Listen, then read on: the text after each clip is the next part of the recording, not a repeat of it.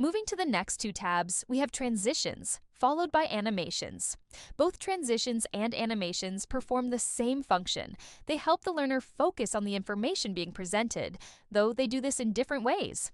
A transition allows the brain to reset when you are moving to the next slide and focus on the new material, while an animation draws the learner's eye to a specific item on the slide. Because you are applying an action to either a single slide or all slides, the Transitions tab will be grayed out, unless you have selected a slide. There are only two sections to the Transitions tab: Transitions to this slide and Publish. Like the Themes section on the Design tab, Storyline provides you with a variety of slide transitions. When you open this tab, you will only see the top row of the transition options. But if you select the down arrow, you will see that there are actually two rows of transition options.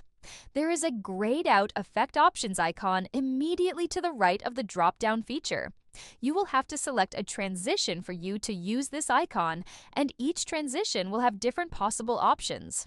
You can then select the length of time it takes for the transition to occur and whether you want it to happen to a single slide or all slides.